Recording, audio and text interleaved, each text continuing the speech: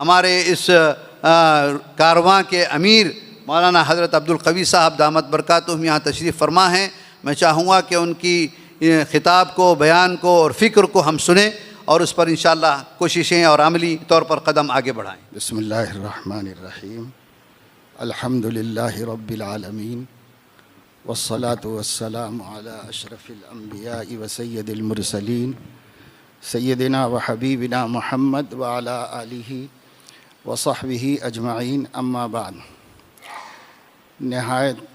قابل احترام اکابرین اعظام اور دور نزدیک سے تشریف لائے ہوئے انتہائی محترم معزز اساتذہ کرام اور ذمہ داران مدارس، مجمع میں یقیناً بہت سارے علماء جونیئر ہیں اور مدارس کے ذمہ دار نہیں ہیں، مدرسین اور مکاتب چلانے والے حضرات ہیں، اور موضوع بہت حساس ہے، بہت نازک ہے۔ میں ہمارے محترم اور معزز نائب ناظم مجلس علمیہ کو اطمینان دلانا چاہتا ہوں کہ لوگوں کے تبصرے میں آپ اکیلے نہیں ہیں، ہم بھی اس کے اندر شامل ہیں، اور اب سے نہیں 15 برس سے ماڈرن مولوی ہونے کا طعنہ سن رہے ہیں اور اپنا کام کیے جا رہے ہیں۔ آپ ہمت حوصلہ رکھیں، انشاءاللہ یہ تبصرے تو ہمارے لیے حوصلہ بڑھانے والے ہیں، حوصلہ گھٹانے والے نہیں ہیں۔ انشاءاللہ کام ہوتا رہے گا۔ دوسری بات یہ ہے کہ یہ جو حضرات ایسی باتیں یا ایسا تبصرہ کرتے ہیں، ایک درجے میں ہمیں انہیں معذور بھی سمجھنا چاہیے، اس واسطے کہ ابھی تک ہم نے ان کو مدارس میں عصری تعلیم کی ضرورت کا قائل نہیں کرایا ہے، یہ کام ہی نہیں ہوا ہے۔ اور اسی وجہ سے میں نے مولانا احمد عبید الرحمن صاحب سے کہا تھا کہ اپنی ترتیب صحیح نہیں چل رہی ہے، ترتیب نیچے سے آنے کی تھی، ہم اوپر سے آ رہے ہیں، پہلے نصاب کی بات کر رہے ہیں، پہلے اس کے قائل ہی نہیں کیا کہ یہ کام کرنا ہے، اس لیے گڑبڑ ہو رہی ہے۔ اور ہمارے حضرات یہ کہہ رہے ہیں کہ بھائی کیوں مدرسے میں پڑھایا جائے، کیا اس واسطے کہ سب مدارس چلانے والے ملک کے حالات اور امت کی ضروریات کا پورا احساس نہیں رکھتے۔ مدرسہ چلاتے ہیں، الحمدللہ اس کا فائدہ بھی ہو رہا ہے، نفع بھی ہو رہا ہے، لیکن اسی کو زیادہ مؤثر کیسے بنایا جائے اور اسی کو مقاصد کے مطابق کیسے کیا جائے کہ بھئی اصل مدرسے کا مقصد کیا ہے؟ بچے حافظ بن جانا، عالم بن جانا، یہی مقصد ہے؟ یا یہ مقصد ہے کہ مسلمانوں کی حفاظت، دین اسلام کی حفاظت، دین اسلام کا دفاع، یہ اہم ترین مقاصد ہیں، اور اس کے لیے بہت بڑی صلاحیتوں، خوبیوں اور وسائل کا عالم محتاج ہے، اور وہی وسائل مدارس کے اندر فراہم کرنے کی بات ہو رہی ہے۔ ہر زمانے میں الگ الگ وسائل ہوتے ہیں،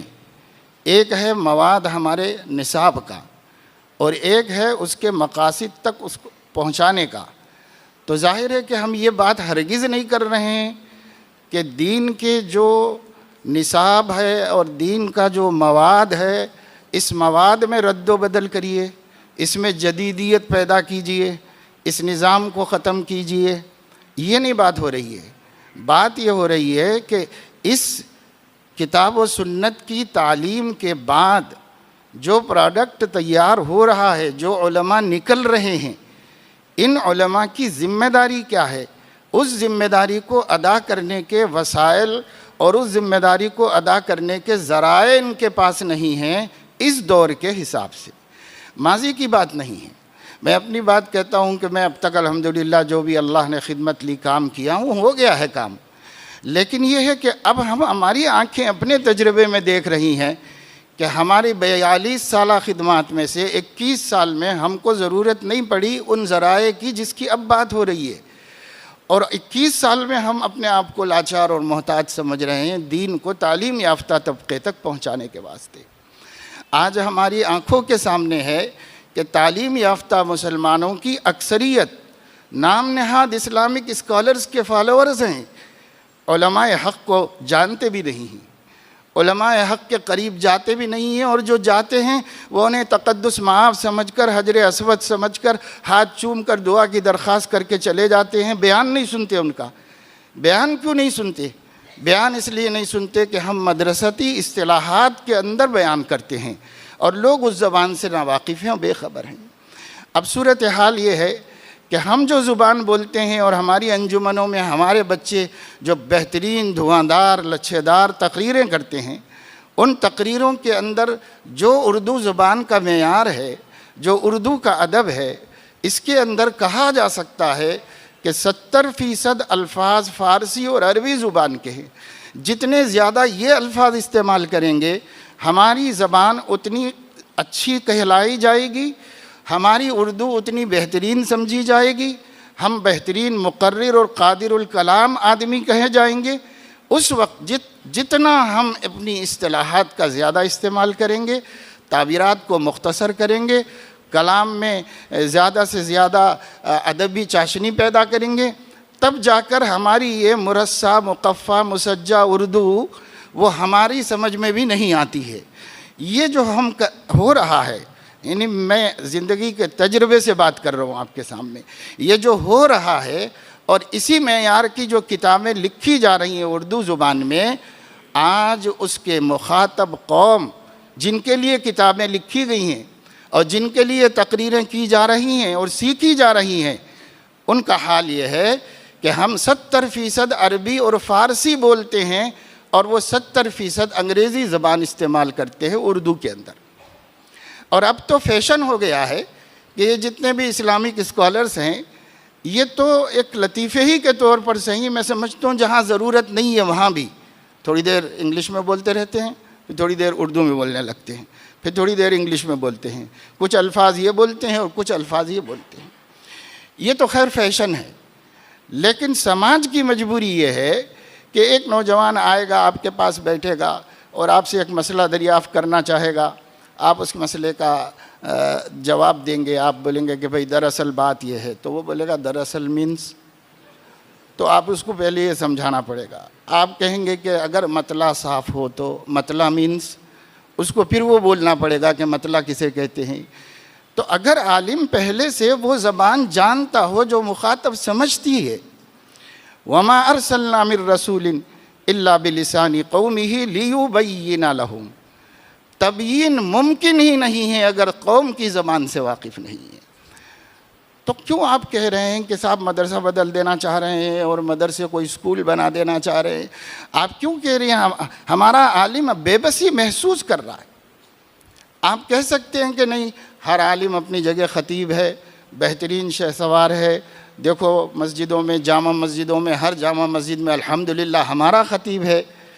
لیکن میرے دوستو، درد مند دل سے آپ سے پوچھتا ہوں کہ سننے والے نوجوان کتنے ہیں اس کے اندر؟ جب ہمارا بیان شروع ہوتا ہے تو چند لوگ اردو جاننے والے بیٹھے ہوئے ہوتے ہیں، اور جب ہمارا بیان ختم ہوتا ہے تو مسجد میں 3 فلور میں جگہ نہیں ہوتی لوگوں کے واسطے۔ وہ کیوں نہیں آتے ہمارا بیان سننے کے لیے؟ اس لیے نہیں آتے کہ ہماری باتیں ان کے سر پہ سے جاتی ہیں، سمجھ میں نہیں آتی ان کو کہ مولانا کہہ کیا رہے ہیں آخر۔ تو اس لیے ہم کو قوم کی فہم کے مطابق بولنے کے لیے عالم کو تیار کرنا ہے۔ جو چیز ہم کو نہیں آتی اس کے ہم دشمن نہ بنیں۔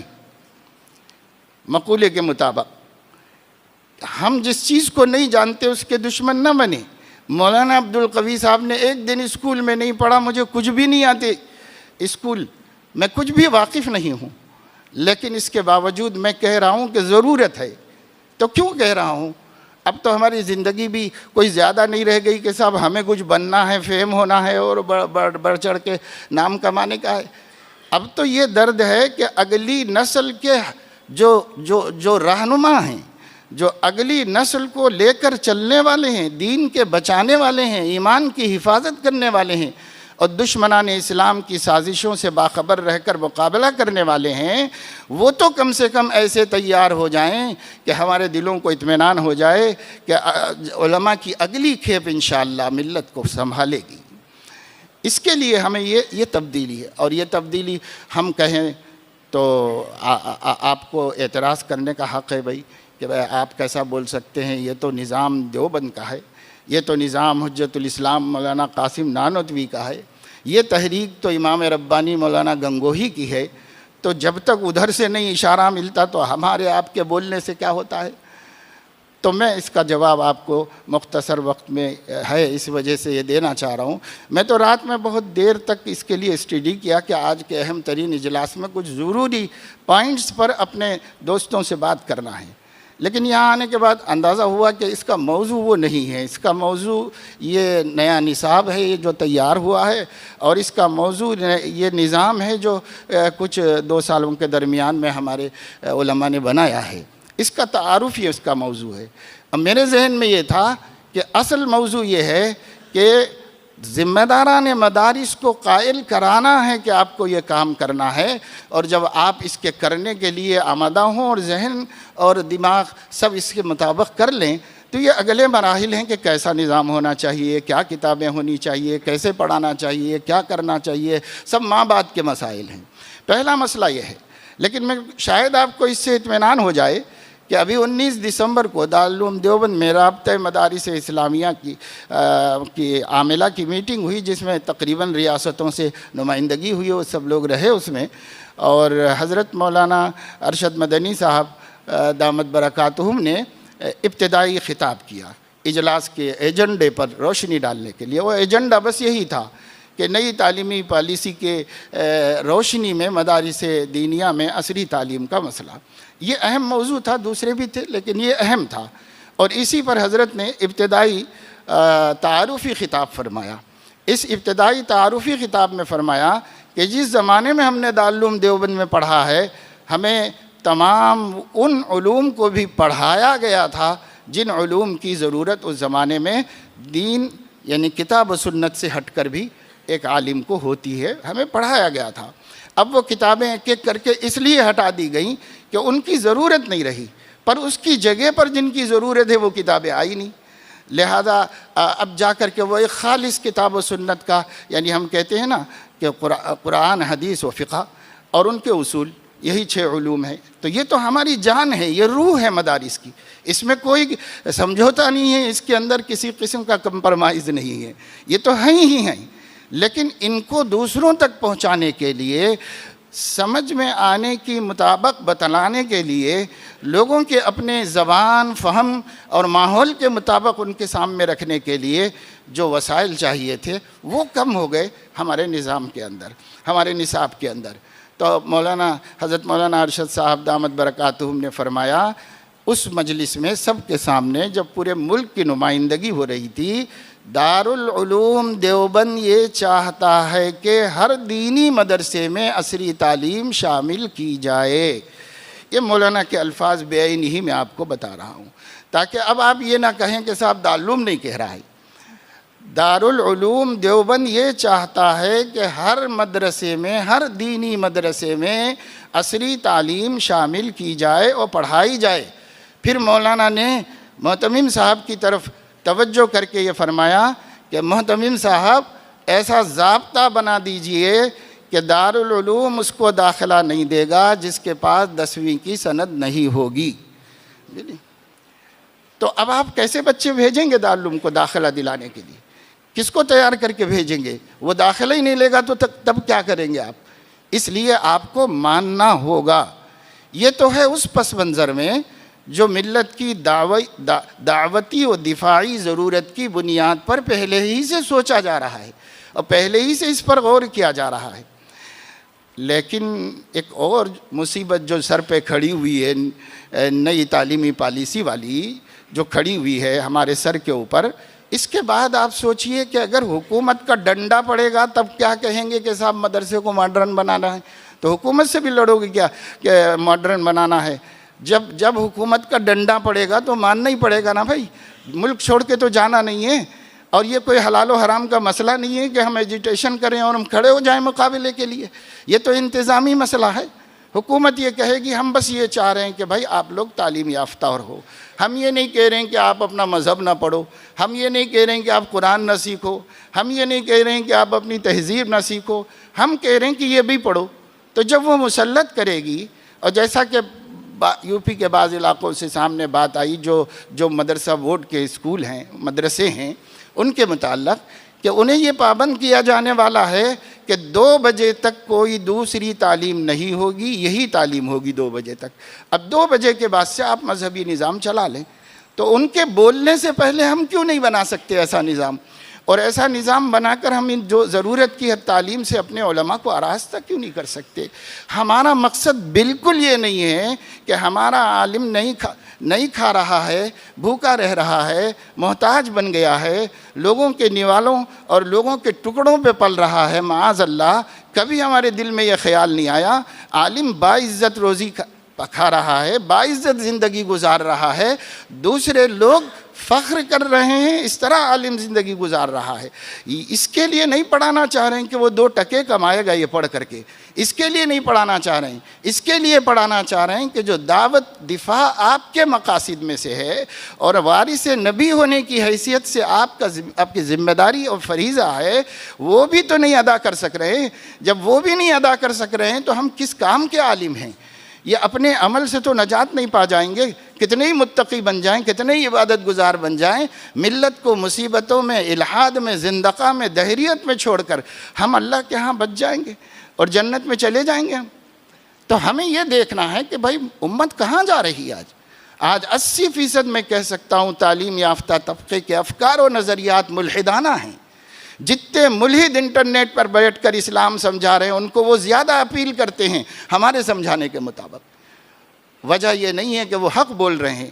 وجہ یہ ہے کہ وہ ان کی فہم کے مطابق بول رہے ہیں، اور حق تو ہمارے پاس ہے لیکن ہم ان کی فہم کے مطابق نہیں بول سکتے۔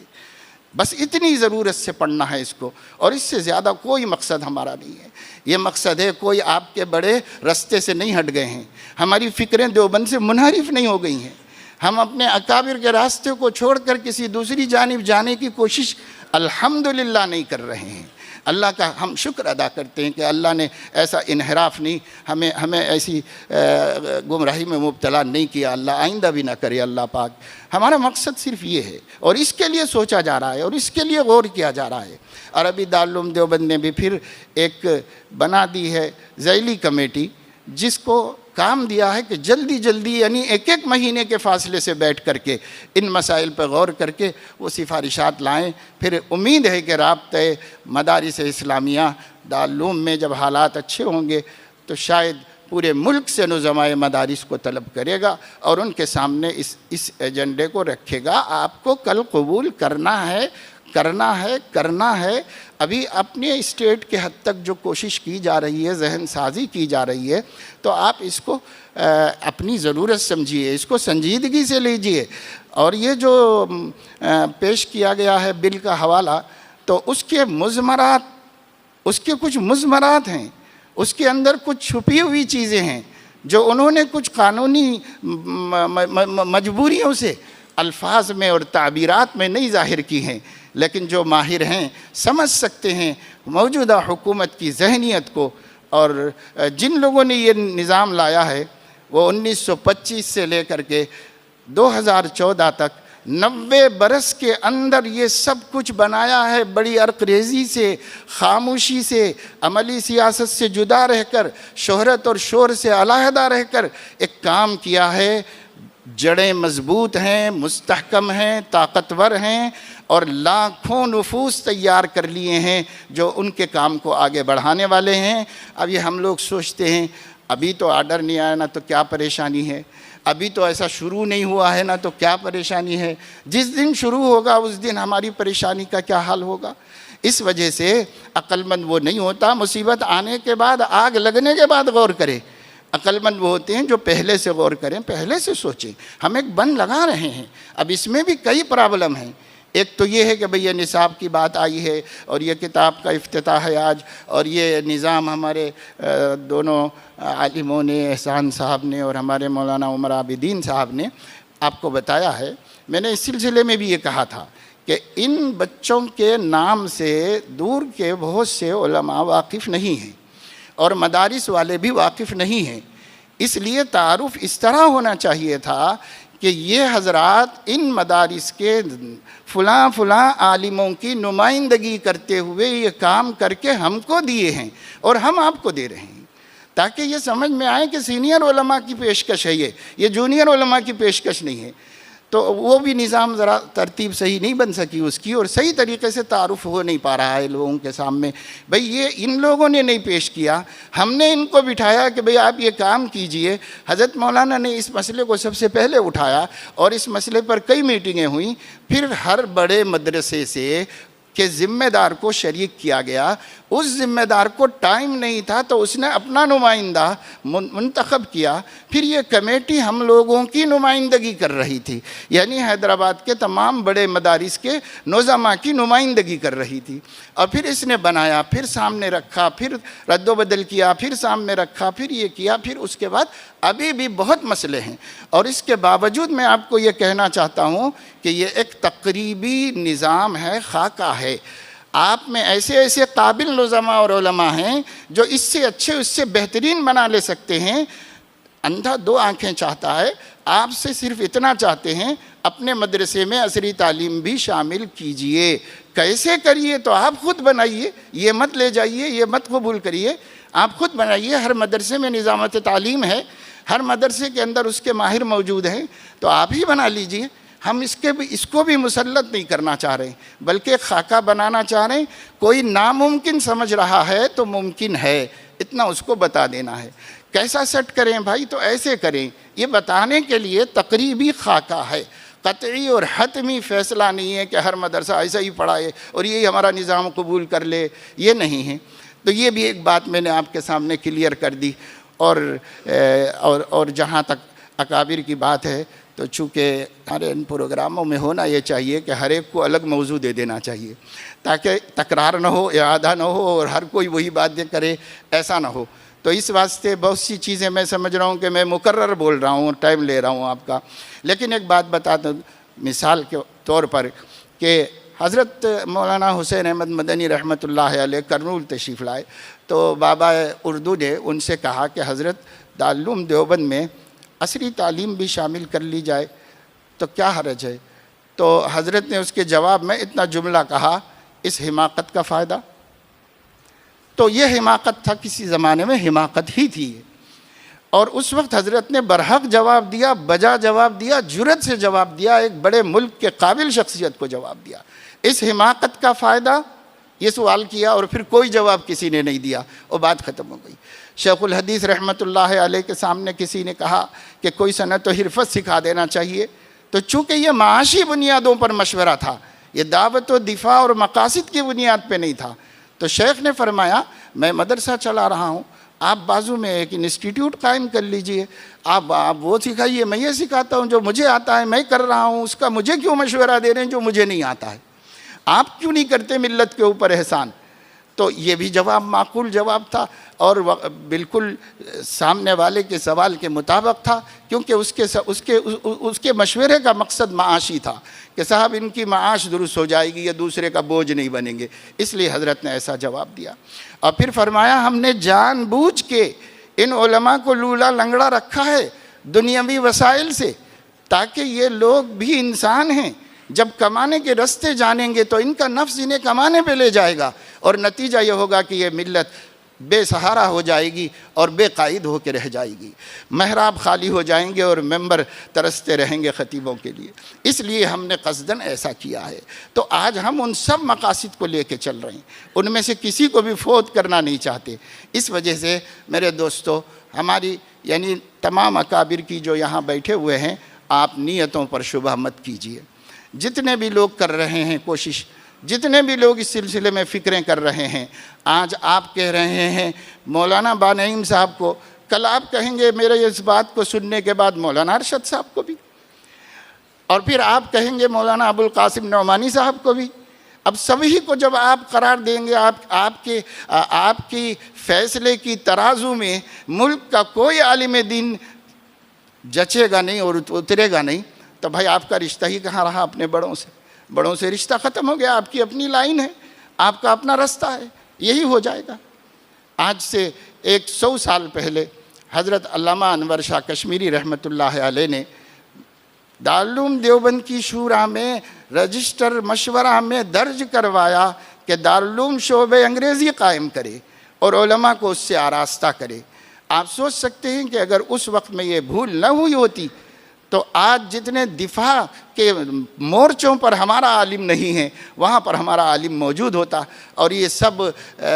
لوگ جو زبان درازیاں کر رہے ہیں اور جو طرح طرح کے الزامات اور اتہامات لگا رہے ہیں اس کو بالکل نمٹ لیتا اور وہیں جواب دے دیتا اور دماغ درست کر دیتا ان لوگوں کا۔ لیکن کسی وجہ سے، کسی مصلحت سے اس کے اوپر پتہ نہیں عمل نہیں ہو سکا۔ ضرورت پیش آئی سنسکرت کو پڑھنے کی، تاکہ مناظرے مقابلے ہو رہے تھے ہندوؤں کی طرف سے، تو حضرت مولانا خلیل احمد سہارنپوری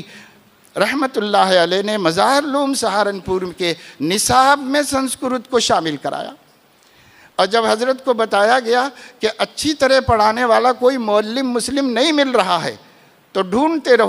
رہو، یہاں تک کہ ایک نو مسلم ملے جو برہمن تھے اور مسلمان ہو گئے تھے، ان کو بلا کر حضرت نے مظاہر میں تقرر کرایا ہے اور کرا کے سنسکرت سکھانے کا اس زمانے میں ضرورت کے مطابق انتظام فرمایا ہے۔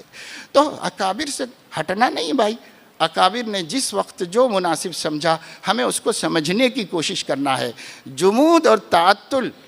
یہ صحیح نہیں ہے۔ تسلب اچھی بات ہے، تسلب اچھی بات ہے، تعصب اچھی بات نہیں ہے۔ ہم لوگ ایسا لگ رہا ہے کہ اب تعصب کے شکار ہو گئے اس معاملے میں، مدارس کے نظام کے سلسلے میں۔ تعصب نہیں، تسلب ٹھیک ہے، تسلب ٹھیک ہے، اس پر ہم قائم رہیں۔ اور یہ کچھ باتیں میں نے اتنی دیر بھی میں آپ سے نہیں اس وقت خطاب کرنا چاہ رہا تھا، میرا سفر بھی تھا اور وقت بھی بہت ہو رہا ہے، حضرت کی بات بہت ہی ہے، حضرت شاہ صاحب ہیں اور سب اکابر یہاں پر موجود ہیں۔ تو لیکن یہ کہ مجھے ہمارے عزیزم مفتی محمود زبیر نے کہا کہ کچھ تو آپ ذرا ان چیزوں پہ روشنی ڈال دیجیے، تو میں اتنی دیر آپ سے گفتگو کر لیا ہوں۔ اور میرے سامنے جو نوٹ لکھے ہوئے تھے وہ بہت سے مسائل کے تھے۔ وہ مسائل مدرسے والے پیش کرنے سے پہلے ہم سے انفرادی ملاقاتوں میں جو سامنے آ چکے ہیں، کیونکہ 10-12 سال سے ہم اپنے پورے سفروں میں ہر مدرسے میں، ہر بڑے مدرسے میں اس مسئلے پر گفتگو کر رہے ہیں، تو ان کی طرف سے جو رد عمل سامنے آئے تو میں نے اس کو نوٹ کیا تھا کہ اگر یہ مجلس اس سلسلے کی ہے تو اس پر ہم غور کریں گے اور اس کا حل نکالیں گے۔ البتہ شروع کے تجزیوں میں بعض ایسے تبصرے آگے جو میرے مخلص دوست ہونے کے باوجود میں کہوں گا کہ بس وہ ایک لطیفے کی بات ہو گئی، وہ مسئلے کا حل نہیں ہو گیا۔ جیسے مثال کے طور پر ہمارے مولانا غیاث احمد رشادی صاحب زید مجدہ بہت مخلص عالم دین ہیں اور میرے ان سے اچھے مراسم اور محبت ہے، اسی لیے کہہ رہا ہوں، اگر وہ موجود ہیں یا نہیں ہیں تب بھی کہہ رہا ہوں کہ مولانا نے یہ کہا کہ بھائی فائنانس کا مسئلہ ہے تو ہر عالم کے جیب میں بہت بڑے بڑے دولت مند پڑے ہوئے ہیں، وہ پتے نکال لو اور پھینک لو اور کام کر لو اور مدرسہ چل پڑے گا۔ اتنا آسان مسئلہ نہیں ہے۔ یہ چھوٹے چھوٹے مدارس والے کیسے ٹکے ٹکے جوڑ کے مدرسہ چلاتے ہیں، جو ناظم مدرسہ نہیں ہے وہ نہیں سمجھ سکتا مسائل کو۔ اس لیے ہمیں نظماء کے ساتھ، کمیٹیوں کے ساتھ بیٹھ کر کے بات کرنے کی ضرورت ہوگی۔ یقیناً کام کرنا ہے، مایوس نہیں ہونا ہے، ہمت نہیں ہارنا ہے۔ میں اپنی زبان سے دارالعلوم دیوبند کے لیے مسجد اکبری میں 3 کروڑ کے بجٹ کا اعلان کیا ہوں اور اپنی زبان سے 32 کروڑ کے بجٹ کا اعلان کیا ہوں، اور لوگ وہ بھی دے رہے ہیں، یہ بھی دے رہے ہیں، مدرسہ چل رہا، بند تو نہیں ہوا۔ تو انشاءاللہ کام ہوگا، پر یہ ہے کہ بھئی اتنی آسانی سے ہم اڑا تو نہیں دے سکتے کہ بھئی ہمارے جیب میں پڑے ہوئے ہیں لوگ، اتنی آسانی سے ہم نہیں اڑا دے سکتے۔ کئی مدرسے ایسے ہیں جن کو کتنی مصیبت سے لانا پڑے گا۔ اب اشرف العلوم، دارالعلوم وغیرہ ہیں تو بڑے بڑے مدارس ہیں، ان کو اتنی مشکل نہیں پیش آئے گی جتنا قصبوں میں چلنے والے مدارس ہیں، جتنے دیہاتوں میں چلنے والے مدارس ہیں۔ جب ایک نظام کی سفارش کریں گے ہر مدرسے کو شریک ہونا ہے، جب ہر مدرسے کو شریک ہونا ہے تو ہر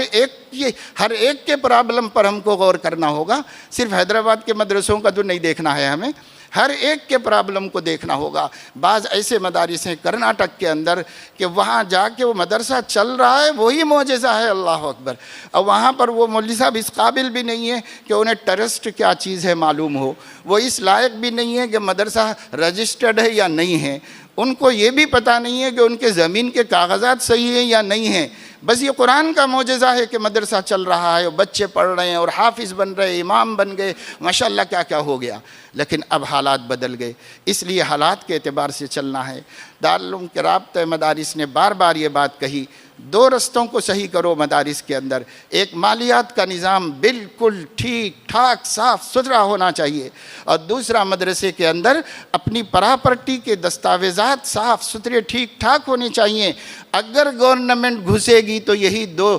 چور راستے ہیں، انہی راستوں سے گھسے گی اور کوئی راستے سے نہیں گھس سکے گی۔ کیوں؟ اس لیے کہ بنیادی حقوق میں وہ دخل نہیں دے سکتی، اس لیے دوسرے راستوں سے نہیں آئے گی، اس راستے سے۔ یہ ہمارے سب کا پڑے ہوئے ہیں بالکل ایسے کہ علامان الحفیظ 2 سال ملے لاک ڈاؤن میں، اگر یہ سب صحیح کرتے بیٹھتے ہم تو ہمارے مدرسوں کا بڑا اچھا نظام بن سکتا تھا، بیکاری کے دنوں میں ہم یہ کر سکتے تھے، لیکن کہاں فکر ہے، توجہ ہی نہیں ہے۔ اس لیے میری بات یہ ہے کہ ترجیح یہ ہے کہ پہلے اپنے نظماء کو متفکر بنایا جائے، پہلے اپنی کمیٹیوں کو، ذمہ داروں کو ان کی ذمہ داریوں کا احساس دلایا جائے، اور وہ احساس اتنا دلا دیا جائے اب ان کا من کہے کہ آگے کیا کرنا چاہیے مولانا، تو اس کے بعد ہم ماہرین کو لیں گے، ماہرین کو لے کے سب ان کی مدد کریں گے اور ان کا ایک ایک مسئلے کو حل کریں گے، ایک ایک مسئلے کو حل کریں گے۔ لیکن ابھی تک یہ کام نہیں ہو سکا کہ ہم آپ کے ضمیر کو قائل کر سکیں، اور کریں گے بھی تو اب ایسے سرسری آپ اس وقت میں اگر ہم کہیں کہ ہاتھ اٹھاؤ تو پورا اٹھا دے گا مجمع، لیکن وہ چلانے والے بھی نہیں ہیں، اس میں بہت کم ہیں چلانے والے مدرسہ، وہ بھی ہاتھ اٹھا دیں گے کہ ہاں ایسا ہی ہوگا۔ لیکن کہا ہوگا بھائی آپ تو مدرس ہو، آپ کو اٹھو بولے تو اٹھنا ہے، بیٹھو بولے تو بیٹھنا، یہ پڑھاؤ پڑھانا، وہ پڑھاؤ پڑھانا ہے، بس۔ اس کے علاوہ مسئلہ ہے کہ ہمارے مدرسے کے اندر جب ہم ان کے تقررات کریں گے جو اسکول ایجوکیشن کو پڑھائیں گے تو اس کے لیے ماہر کو رکھنا ہوگا، جیسا کہ حضرت مولانا عبید الرحمن صاحب نے کہا اور احسان صاحب نے کہا کہ ہم چاہتے ہیں کہ رسمی سند نہیں بلکہ باقاعدہ علم آئے، اور اصل مقصد تو وہی ہے نا۔ تو اگر اس کے لیے اچھے استاد کو رکھو، جب اچھے استاد کو رکھو گے تو سماج میں ان لوگوں کا جو اسکیل ہے تنخواہوں کا وہ پوچھیں گے۔ ابھی تک مدرسوں میں ایک اللہ کے خاص نظام کے تحت جو مدرسین کام کر رہے ہیں وہ قناعت و ایثار کی بنیاد پر کام کر رہے ہیں، اور یہ لوگ تو قناعت اور ایثار کی بنیاد پہ نہیں آئیں گے، کیونکہ ان کو پڑھایا گیا دنیا کمانے کے لیے۔ عصری تعلیم کے مقاصد میں بنیادی مقصد معاش کو درست کرنا ہے، اس لیے وہ تو اس کے ذریعے معاش ہی بنانا چاہتے ہیں۔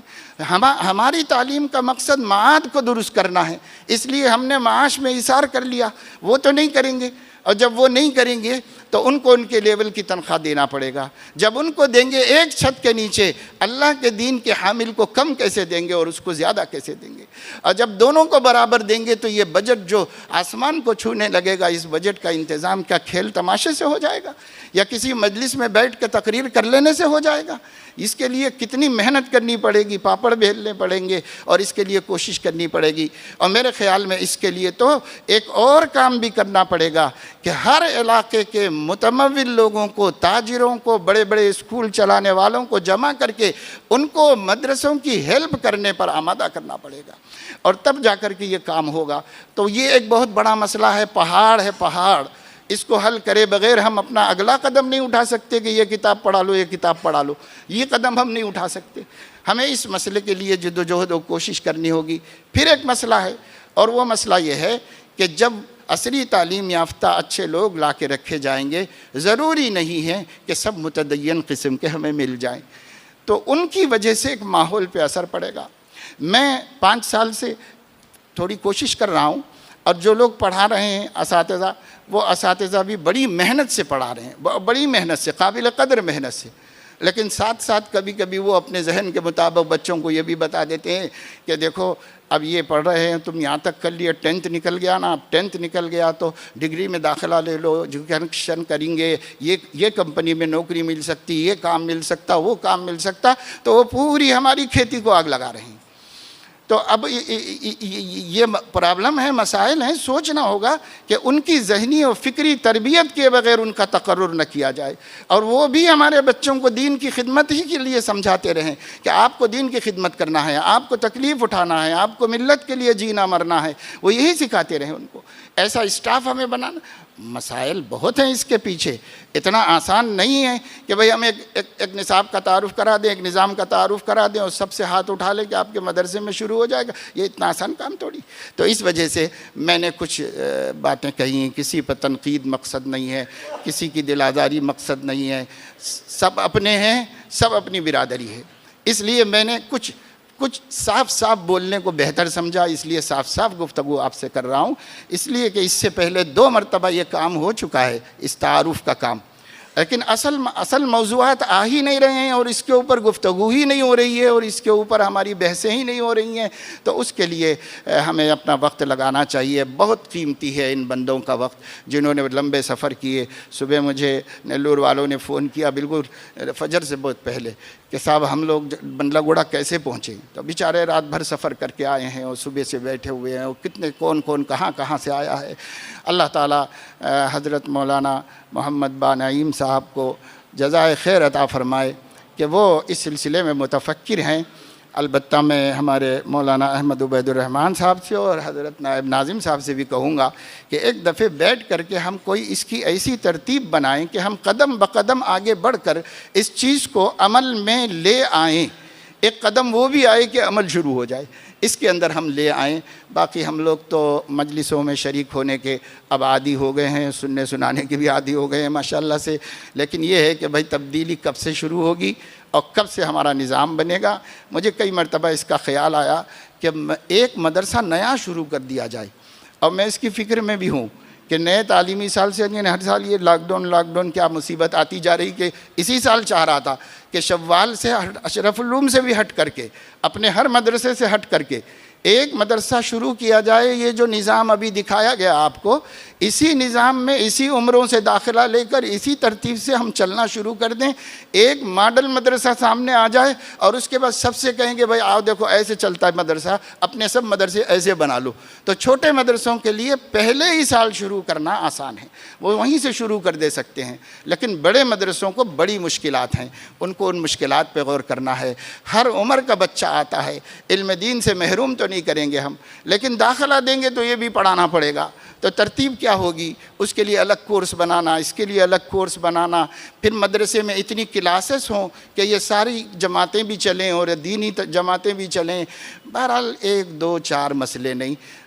میں اپنی لکھ کے رکھا تھا، لیکن یادداشت سے 2 4 آپ کو میں نے سنا دیا۔ میں لکھ لیا اس لیے تھا کہ مجھے رابطے کی میٹنگ میں جانا ہے اور وہاں رکھنا ہے یہ سب سارے مسائل کو، تو اس لیے نوٹ کر لیا تھا، سوچا تھا کہ آج آپ کے سامنے شیئر کریں گے، لیکن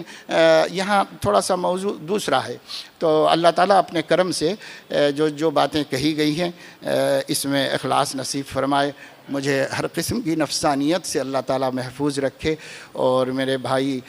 جو قریب میں گزرے ہیں اور جن کی اس باغ و بہار ادارے کے اندر اس عظیم الشان مسجد محی السنہ میں اجلاس منعقد ہو رہا ہے، ہمارے پیش رو احباب نے ان کے لیے دعائے مغفرت کر دی ہے، وہی کافی ہے، اور سب لوگ بھی کرتے رہیں دعائے مغفرت۔ اور میں پھر دوبارہ اگر ہمارے منتظمین کو میری گفتگو میں کوئی بات قابل آزار محسوس ہوئی ہے تو میں دل کی گہرائی سے معذرت خواہ ہوں۔ آپ لوگوں کو بھی کچھ برا لگا ہے صاف صاف بولنے کی وجہ سے، تو آپ سے بھی اس تلخ نوائی کی معافی چاہتا ہوں، اور میں شکر گزار ہوں ہمارے محترم جناب عبداللطیف صاحب کا، جو MS اسکول کے ذمہ دار ہیں، اور انہوں نے اور ان کی ایک بہت ہی فکر مند اور نہایت صالح اور قابل ٹیم نے مدارس کے نصاب کے سلسلے میں اس مدرسہ سیریز کو مرتب کیا ہے۔ اس میں کافی ان کا ٹائم لگا ہے، یہاں آپ کو ایسے ٹائٹل دکھا رہے ہیں تو آپ کو کچھ بھی نہیں سمجھ میں آئے گا کہ اس کے پیچھے کتنے برس لگے، کتنا وقت انہوں نے دیا، کتنی صلاحیتیں انہوں نے صرف کی، اور کتنا کب جا کر کے ایک کام ہمارے سامنے آیا۔ پھر اس پر علماء نے اسلامی نقطہ نظر سے غور کیا، ایک چند باتیں چھوٹی موٹی، کیونکہ یہ حضرات خود اسلام کے داعی ہیں اور اسلام کا جذبہ رکھنے والے ہیں، چھوٹی موٹی کچھ باتیں آئی تھیں، اس کو بھی اس میں سے حذف کیا گیا، اس کو تعبیرات بدلی گئیں درست کر کے اب قابل قبول ہے علماء کے نزدیک بھی اور ان ایجوکیشنلسٹ حضرات کے نزدیک بھی، دونوں کے نزدیک یہ قابل قبول ہے۔ اس لیے اس کو یہاں آج آپ کے سامنے پیش کر کے آپ کو مشکل آسان ہو گئی بتانا چاہتے ہیں، اور ان حضرات کو بھی تہنیت پیش کرنا چاہتے ہیں علماء کے ذریعے سے کہ آپ نے ہمارے لیے آپ کا کام نہ ہونے کے باوجود ایک کام کر کے دیا ہے جو ملی جذبے کا مظہر ہے۔ تو میں شکر گزار ہوں، میں اپنی طرف سے بھی بھائی عبداللطیف صاحب کی اور ان کے رفقاء کار کی دل کی گہرائیوں سے تبریک اور تہنیت پیش کرتا ہوں۔ مجھے چونکہ سفر ہے اس لیے میں اگلے مرحلوں میں نہیں شامل رہوں گا، تو اس وجہ سے پیشگی پیش کر دیتا ہوں۔ اور بھائی محمد بانعیم صاحب کے لیے بھی کہ ان کی کوششوں سے آج اتنے سارے علماء یہاں جمع ہوئے اور اس موضوع پر کہنے سننے کا موقع میسر آیا، مجلس علمیہ کی خدمات کو خراج تحسین پیش کرتے ہیں۔ اللہ مجھے آپ کو سب کو توفیق عمل نصیب فرمائے، آمین۔ وآخر دعوانا ان الحمدللہ رب العالمین۔ جمال الوجود بذكر الإله وتصفو